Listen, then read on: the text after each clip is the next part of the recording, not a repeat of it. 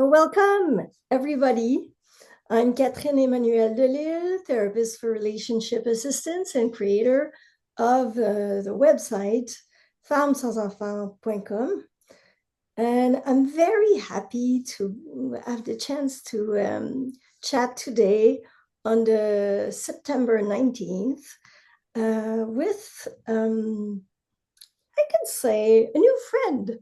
So, and her Yes, name, yes, is Kitty Mina, which sounds kind of French. it And is a French name. Yeah. it is. So, Katie, could you introduce yourself? Sure. Thank you. I am a psychotherapist and living in Washington State in the US. And I have been working with people without kids for quite a while and decided to also start up some content and awareness for the therapy community to get more understanding of how to affirm our lived experiences, the wide breadth of the things that we experience. So Yeah, I'm really happy to be chatting today about this topic in particular. yes. So, today, ladies, we're going to talk about a very interesting topic, which is called choosing the right friends and letting go of the unfulfilling. So we're happy to be presenting this discussion together um, during World Childless Week. And today, the theme of the day is childless friends or foe. So that is a theme that kind of inspired us. And I want to give you a great shout out to your work that you're doing for Oh, childless women, but for also therapists like me. So to be yeah. better at supporting childless women. So it's very interesting what you do. I'm very happy to be talking about this topic with you, Katie. Yeah. Thank you. I couldn't do it without the childless community and our voices all together. So Yeah, it's yeah. so wonderful to be able to work together. Yeah. Mhm. So choosing the right friends and letting go of the unfulfilling. That is quite something, eh? Even for us, therapists, Yeah. we had to go through this, and we still have to go through this Hmm. experiment, experience of yes, having to deal in our lives with people that have friends that have children Hmm. and friends that don't have children.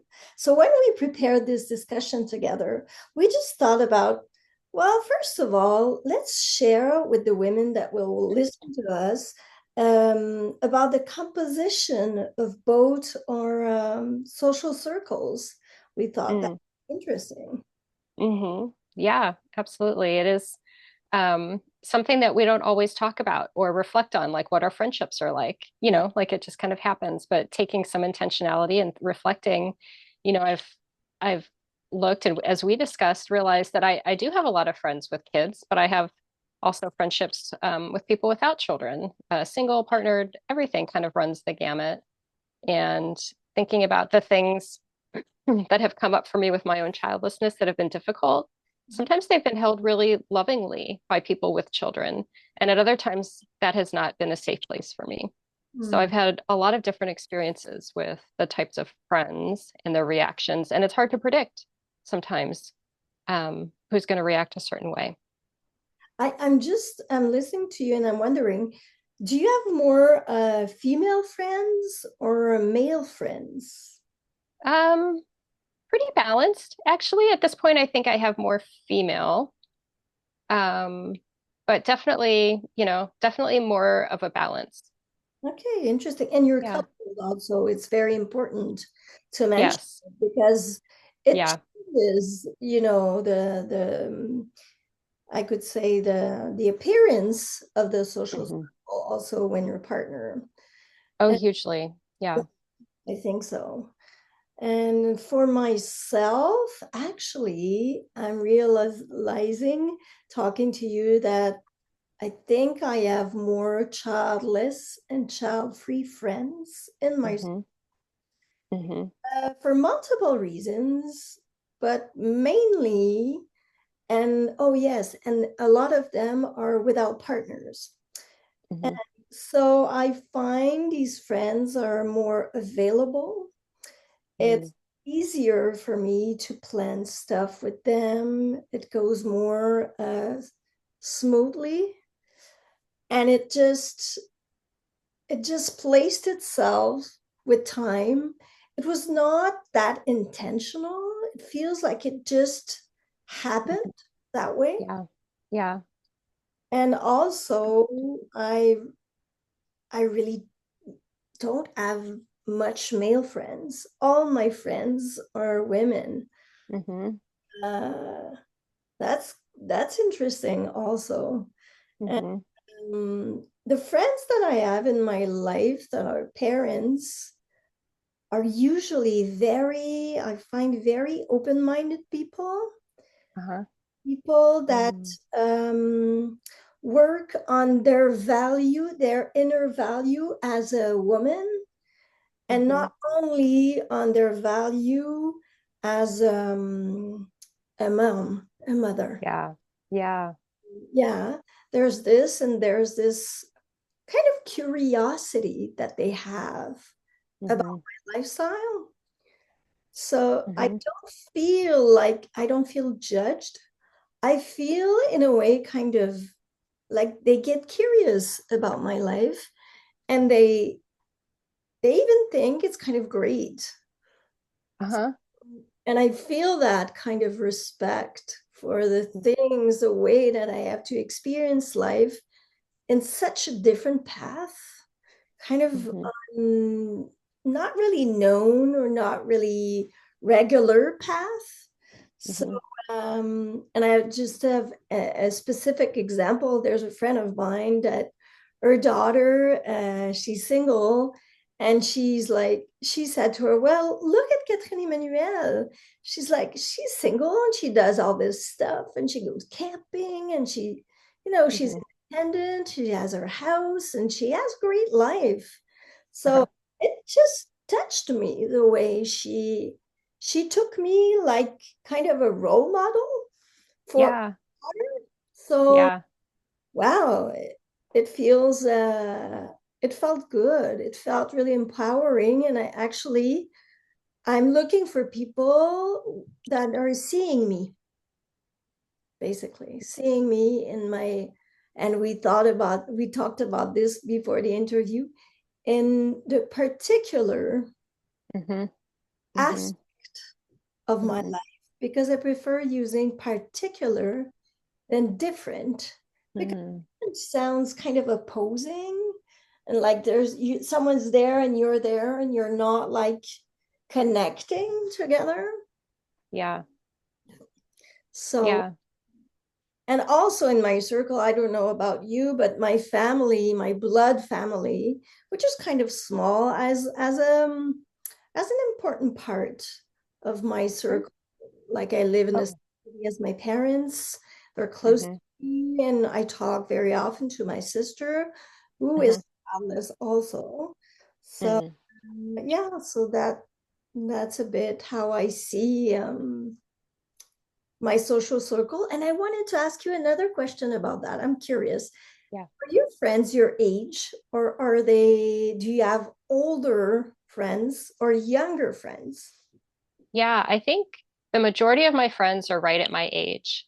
And then when I got my second master's, I made a bunch of friends who were like 10 years younger than me because they were entering the program and it was kind of my second degree or whatnot. And so I think I kind of run the gamut. I've got some millennial friends out there, and I also have some older friends that, especially maybe through work, I've met some people who are older than me, and so I have a nice array. And yeah, that's a good question to reflect on because it is very typical, I think, for people just to want to make friends with people just like them, Mhm. right? Like people feel like that's what friendship means, but in fact, people with a wide variety of experiences due to their age be Yeah, really enriching.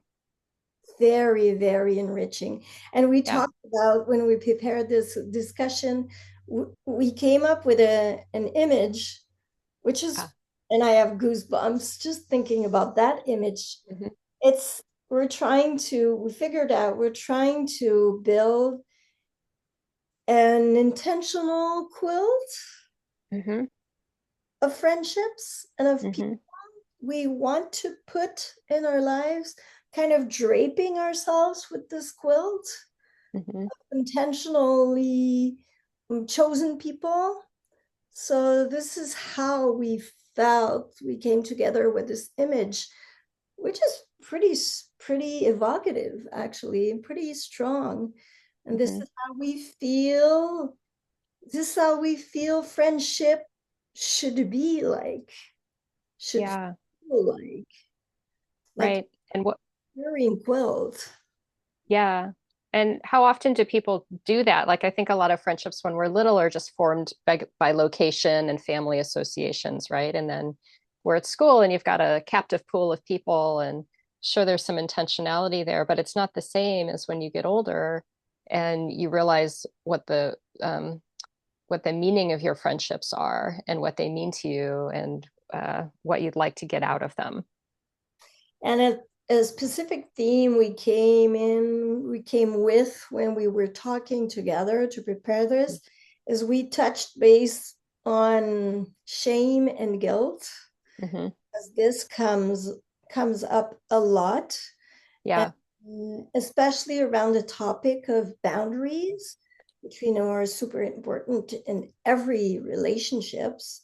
But Hmm. then we just discussed this topic and realized that shame and guilt came up very often when we have Hmm. to set these boundaries with, especially with friends who are parents. Hmm. What are your Right. thoughts on this? Yeah, I mean, even just the second part of our talk, is letting things go. Like it just feels bad. Like as people, especially if you're socialized female, like you're not supposed to let things go. You're supposed to always kind of cater to the other person. Yeah, And if we're, having friendship with people with children, of course, we're going to recognize the difficulties in their lives, and hopefully they're recognizing the difficulties in ours. But yeah, society wants us to only focus on kind of protecting and, validating the parents' experience is at least at a certain age, right? Maybe you're as we get to our 30s and 40s, it's more important there. But so that I think just brings this like inherent guilt of, ooh, shouldn't I be more understanding? Which actually a therapist said to me once when I was talking about my difficulties with friends. And this was a long time ago, and I was talking about a different grief. And it just kind of came up that my friends were giving me a hard time. And she said, you have to be more understanding about your friends with kids. she said I that. know. Yeah, that was our last session. She did say that. And it just, yeah, yeah. Um, it felt like so invalidating, but also I felt guilty when she said that. Like I kind of took it in a little bit.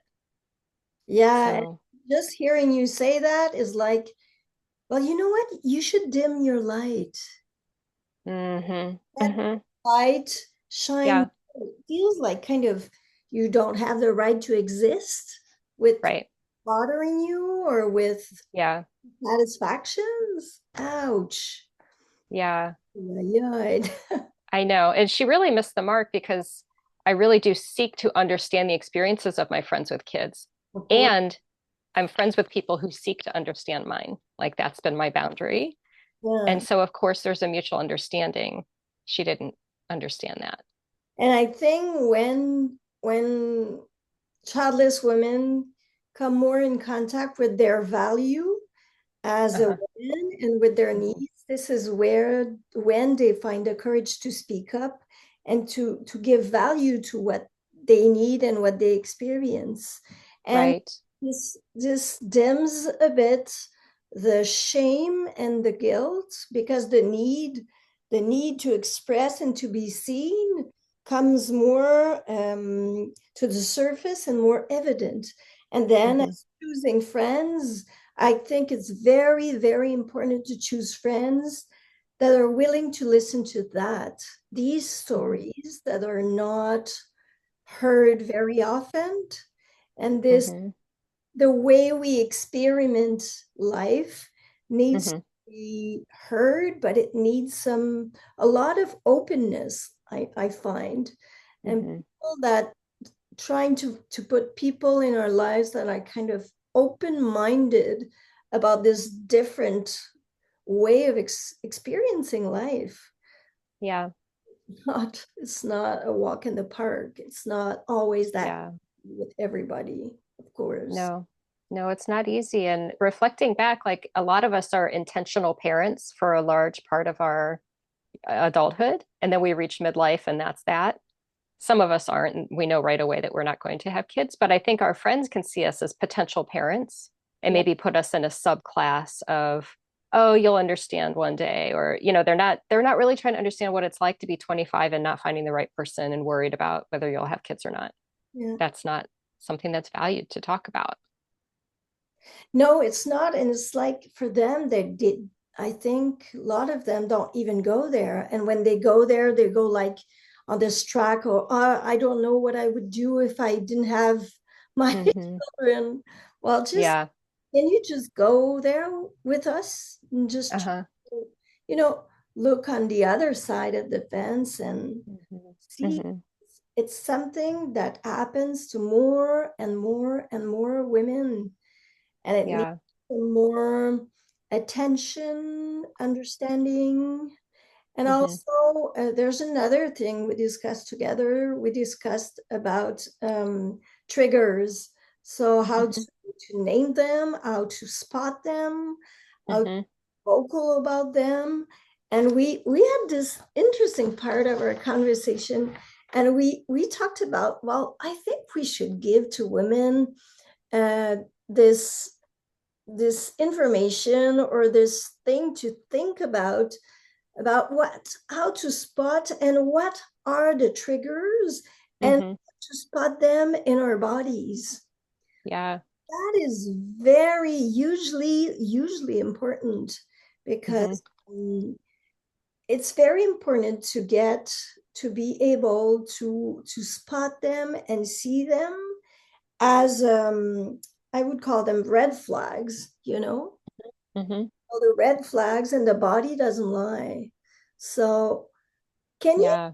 share with us some of the in relationships that you've noticed, some triggers that you get in your body, some example of triggers you get in your body when you feel like you're not um, there's something triggering you in your relationship with a friend. Hmm. Yeah. I think, reflecting typically, it's harder for people in the moment. So reflecting on that, I think it's kind of like as you're driving, walking, busing away, whatever, biking away, do you feel complete? Do you feel warm? Do you feel happy? Are you excited to see them again? Or on the way there, are you kind of dreading something that might come up? Right? Like before and after is sometimes easier, I think, for people to plug into instead of maybe the people pleasing or kind of the adrenaline of the moment. Or, somebody maybe makes an offhanded comment like, well, you didn't want kids, you would have adopted. And you kind of freeze, right? Like, well, that's not what I mean. Like there's a freezing sensation or a stifling. But I think kind of that internal dread of what if, I don't want to talk about these things is a really big trigger that there's something going on in that friendship that's not healthy. And I love the way you bring it, like the freezing phase. For Uh-huh. me, it's kind of the something I experiment a lot in Hmm. relationship. It feels like a deer in front of headlights. Ah, sure. Yes. This is the image I get, and then when I'm gonna talk about myself, but when I get triggered, I freeze, and then Hmm. I just don't, the words don't come up. I don't know what to do. I don't know Hmm. what to say. And then, Yeah. so I say nothing. And then Hmm. afterwards, there's this guilt. Why didn't I say anything? Why didn't I not exist in the moment? And Mm. there are people who are not good at that. And I am one of those person. I'm not Hmm. good at argumenting. Mm. So I love the way you bring it. So, what is going on inside yourself before, Hmm. after? I just Hmm. love that. Just Yeah. try to put yourself in tune. And are you excited about where you're going? Are you Hmm. anticipating this meeting? And Hmm. afterwards, try to try to get, I would be more in a mood of not judging yourself, Mm-hmm. to have not replied or say something, but try to be more curious about what's going on inside yourself, which is Yeah. sounds more less like I'm taking out the hammer and I'm banging on my head about what I didn't do, what I should have Mm-hmm. said. And Yeah. there's always time after reflecting to come back and just Mm-hmm. say, well, you know what, something happened, and when it happened, I didn't feel quite right about it, but now I kind of needed time, and Mm-hmm. that's something that really helped me in relationship that Mm-hmm. I've noticed. So since I'm not good at argumenting, Yeah. sometimes when I'm at this stage now where, whoa, I'm in the relationship, I feel something is wrong, Mm-hmm. and I don't want to pretend it is something is there's nothing going on. So now Mm-hmm. what I say is I will say, well, you know what? I don't quite know what I think about that, but let me think about it and I'll get back to you. So this leaves kind of an open door, and Mm-hmm. it tells me, well, you don't forget about that because there's something there. There's Yeah. something there to be that needs attention and care. Mm-hmm. You will need to come back probably later on with that. Mm-hmm. So, and this has been, I can say, kind of life changing for me Mm-hmm. to have the time factor and to Yep. be able to think about the situation in a calm environment, Mm-hmm. time and having time to reflect. So yeah, so you said interesting, you mentioned interesting points. I would add, do you feel like talking in the relationship or do you feel like staying silent? That is something that a great indication for me that I'm sure Yeah. that something's going on. If Yeah. flow of words is not coming out and I'm kind of subtle and calm and not exchanging, it means, whoa, something's going on for me. That is a Yeah. sign that I noticed about myself. Mm-hmm. And or I noticed also if I kind of feel small, less than, Mm-hmm. Mm-hmm. Mm-hmm. even shameful, Mm-hmm. that is a big trigger that something's going on, that I need Mm-hmm. what's there. So Yeah. and Yeah. so it's all about taking care of ourselves, not necessarily in the situation, because not everybody is good at just saying right away Mm-hmm. what they have to say, but just Mm-hmm. noticing it and afterwards taking care of it in thinking about it and trying to find ways to articulate it back to the person. I think Yeah. that is very, very important. Yeah. I'm realizing that a lot of like each friendship has its own norms, right? Yeah. Has its own typical way. And that if we have faced things together as friends and we've had to have discussions and things have been ironed out, differences like, oh, I'm so sorry, that was offhanded, if we've come to like toe to toe and been able to have that, then it's much more likely that when anything around our childlessness comes up, Mm. we're going to be able to do that. But if the childlessness is kind of the first time that we've ever had to speak up about something, it feels so much scarier and Yeah. that there's so much more at risk. And we don't have that basis of that past repetition of knowing, okay, that person's willing to talk to me. They bring things up about me. I bring things up about them. And we, like it's mutual. And maybe with newer friendships too, it feels really unsteady of how to do this. Yeah, it does. Yeah. Yeah. And then we were talking about also in preparation for this discussion, Mm-hmm. what are the qualities we are we looking for Yeah. what we can define as great or profound or cherished friendships. So, what are Yeah. you looking for? I think that sense of mutual and balance that the friendships that I have maintained in a lovely way with people who have kids and such a different life experience, that friendship has never been about one person or the other. It's always been really balanced. And that didn't change as our lives changed or, added different things onto life. And so that mutual interest in each other is solid. I think that has to be there. Yeah, for Yeah. sure. Yeah.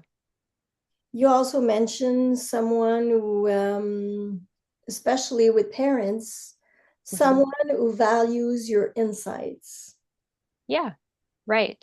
Yes. You as a person, not your identity of a mother or a not mother, just you Exactly. as Katie. Yeah. When I say that comes to my mind, this phrase that we hear so often, oh, in the media, oh, as a mother, Uh-huh. Uh-huh. this sentence that we've all heard. And I Yeah. wished we just said, like, as a woman, which is, Right. As a person, as a, you know what I mean? Yeah. yeah, as a friend of Yeah. yours. Yeah. Actually, it has kind of nothing to do with mom or not, but just as a friend whose Hmm. heart feels connected to yours. Hmm. I think maybe that could be an interesting thing to look at, or, you know, Yeah. so someone that values the way you think and the way you feel and also the way you say things, because there's always Hmm. an art, in saying things, communicating with others, Hmm. especially sensitive topics. Hmm. Yeah, so for me, actually, I think it's great friends or friends who I can be authentic with Hmm. about the spaces that feel like full of shame, actually. Yeah. So if I feel safe to show up with a friend and say, you know what, as this is not working. I'm like, I feel like terrible. Or you know what? I did this and I feel so shameful. If Mm. I can say that to a friend and the person doesn't run away or try to Yeah. looking for friends, that is very important. Also, I'm looking for friends who are not fixers. So Mm. that is has become so important in my life. And when Yeah. friends try to fix me and that is not what I need, I just say it. Okay, you know what? I know you right now you're trying to fix me or you're trying to be positive. That is not what I need. What I Hmm. need is this right now. Are you okay with that? Okay, great. Just so Yeah. someone I am free with to say exactly what I need to say at that time, and someone that also is capable of accepting to play the role that I need in that situation. Mm. Needs so there's a great need for a sense of, I think, security, Hmm. authenticity, and vulnerability. Hmm. Hmm. So I need my friends to be able to be vulnerable in relationship, and if they don't feel comfortable at doing it, I'm willing to stay there and help them, Hmm. you know Yeah. for Yeah. me that is true friendship. Hmm. Yeah, authenticity, vulnerability. There's also be ready to pitch in if I'm Hmm. if I'm in a crisis. Let's say I was flooded in my house. Hmm. This year I had a flood, and a friend just my friend just came up to my door and brought some food. Here, I've got this soup for you. So I think that could be like great for Yeah. you to have and to make you, I hope this will make you feel better. So someone Hmm. will just, jump in and just Yeah.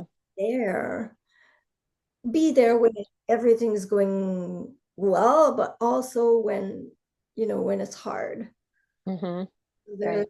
yeah. And that doesn't have to do with being a parent or not. It's just Hmm. Yeah. Yeah. That sense of connection. Hmm. exactly sense of Hmm. connection. Yeah. Yeah. And we talked also together about, I have written actually, this whole thing is about belonging, Hmm. Hmm. trying to, this is such an important theme for childless women because we often feel like, I know lots of childless women don't feel like they belong because Yeah. they create their own family. Right. And I think we turn to friendships Hmm.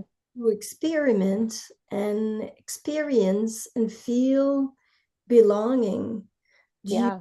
feel that way too? Yeah, I think so too. To enlarge the quilt metaphor, it's kind of like picking the colors that go together, the way that everything belongs, even though everyone's so, uh, different appearance of the fabric and whatnot, right? Like that sense of belonging, I think we're told from an early age comes from having children and being in a large extended family and having a partner and all these things that you belong to a person because you fit a mold. And there are many communities, experiences, lived experiences that are not fitting the mold, that are finding ways of belonging, which just means mutual connection and a sense of you know, um, shared interests, shared experiences. Yes, and I think World Childless Week is so important because it Hmm. nurtures this space of belonging. Because Hmm. actually, when we share our experience together and Yeah, to see other people that experience things the same way as we do, it feels like, right. hey, this is connection. Wow, Yes. this is amazing. Oh, so Yeah. could that be belonging? Well, I think Hmm. it is actually. And Hmm. it's been so much thought that belonging resonates with having a partner and having kids. So it Hmm. takes energy and effort to redefine what is it going to be, this belonging space in our life, Hmm. as childless and even child-free women have to Yeah. find the way they belong. And Hmm. yeah, so that's a very important theme. And yeah, so I'm really happy we talked Yeah. about that. Yeah. Same. Yeah. So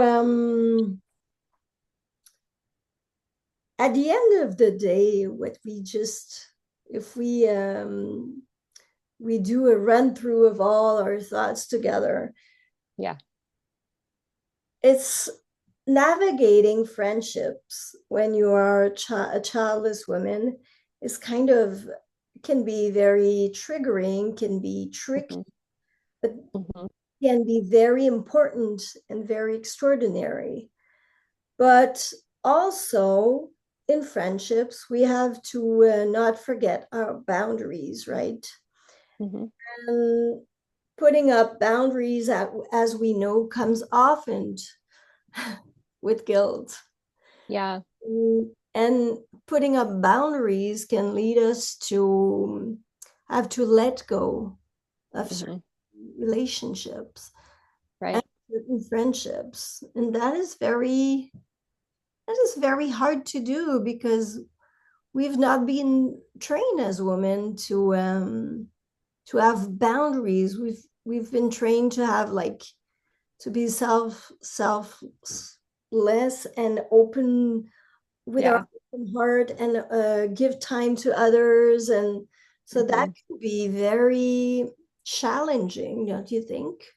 Yeah, just discerning what's right for us can feel like a judgment because it is. It's discerning and judging, but it doesn't mean rejecting somebody else as a person as unworthy. It just means not right for a friendship. Live your life more, wishing you peace and love, but not in relationship with me. And I think that shift is really hard for people because we're challenged to always keep connection, always, please other people, but we're Yeah. able to discern, just like you cut away fabric to make the quilt, to continue with the metaphor, some Yeah. fabric gets recycled or thrown away. That's how it goes. Yeah. And it's just hearing you say, oh, thrown away feels kind of, Yep. hmm, even Yeah. for me to, I see it's not easy for me still Mm-hmm. to deal with boundaries. But at the end of the day, what we're looking at is the importance of choosing Mm-hmm. yourself first, and trying Mm-hmm. to develop the muscle of listening to yourself and listening to your needs. And that is the basis of being trying to be happy, is Yeah. developing the ability to listen to yourself first, Mm-hmm. to choose yourself, and to listen to your needs, and to develop the ability also to let go, you know, Yes. to let go of Yeah. relationships that do not serve you, where you don't feel free, Mm-hmm. authentic, um, and so this is very in at the end of the day, this is very, very important, because our friendships as childless women are so important. Yeah. We need to develop Yeah. the ability to choose better what friends and friendships come into our lives, and to create this beautiful quilt, like Mm-hmm. for people that kind of look a bit like us, but bring their own color, Yeah. experience of life. And I think at the end of the day, it needs to be, most of all, a safe space, a safe quilt, Yeah. something that feels right, reassuring. Um, and for me, there's also this, I value the time that I've been friends with certain people. Sure. I, Yeah. how Yeah. do you feel about that? The time aspect of relationships. Right. Yeah. We are not always the same person we were when we were 14, but Exactly. those that knew us when we were 14 hold a special place in our heart. And if Yeah. we are allowed to continue to grow and change within those friendships, that makes sense. But if we're held to continue to be that same teenager or whatnot, Yeah. might So not be right. that could be another trigger also. Well, feels Hmm. like, oh, I cannot let go of that relationship because I've been in it for so long. Yeah. With that comes guilt. And so we really need to take a good look at come back to our needs, because we Hmm. change, we evolve, and just we invite you to look at your needs right now as a child Yeah. woman at the age that you are, with Hmm. the health that you have, uh, and we invite you to choose more, uh, with listening to your heart, but Hmm. also listening to your needs. What do you need right now in your relationships? Hmm. And is there more triggers in your relationship, or do you feel more at ease? That is a very important thing to be looking at. Yeah. Trying to look, we talked also about the composition so of the circle. So that is Hmm. also an interesting thing to look at. Hmm. Hmm. to have a diversify circle makes it Yeah. interesting because you have different perspectives on life. Hmm. Um, that comes with different age groups. Yeah. We talked about that also today. So, well, Hmm. actually, we hope that that can be helpful for you, all the people that are there taking the time to watch these conversation on World Childless Week. And I'll leave you the last words, Katie, if you want. Oh, thank you. We've summed it up so well. I think that this topic comes up so frequently. I know it's a sensitive topic Yeah. and it takes a lot of self-reflection, and hopefully we've given you a lot to think about in terms of watching yourself and your reaction to your own friendships and how to discern what you'd like to talk about with people and maybe what needs to take less space in your life right now. Yeah. And Yeah. Katie, can you tell us where we can reach you? And Oh, sure. yeah, we could. Do you work online and in person? Yep. So I'm just online. I'm a therapist, and I'm only licensed to work in Washington, and I can see people in Idaho right now. Okay. Eventually, we will have interstate licensure, but right now it's just Washington. So that's my private practice. But if you're interested in more of what I've got to say, I have an Instagram account called Childlessness in the Room that talks about the interplay between therapy and people without kids. And I've got a newsletter. And if you're a therapist, we have a consultation group going. And there's Yeah. lots that I have to offer and hopefully co-create with the community. Yeah. So thank you. Thank you for Yeah. mentioning all that. And I'm Yeah. Catherine-Emmanuelle Delisle. I'm in Quebec and I see clients uh, on Zoom, so all over the world. So if you're in Europe, if you're in the States, in Canada, I'm available to help you in private practice and therapy. I'm also on social media, so you can reach me at femmesansenfants.com. And I'm also an ambassador, proud ambassador of the World Childless Week. So, well, thank you for being there with us. And Hmm. please don't hesitate to comment and reach us. Tell us how you felt about this conversation. If that Yeah. bring you some new ideas or new reflections, we're Hmm. super excited to read that, and we'll be able to, and very happy actually to be chatting with you and exchanging messages and Hmm. ideas. So thank you for being there today. Thank you, Katie, Yeah. and Thank you. take care. Take care. Bye bye.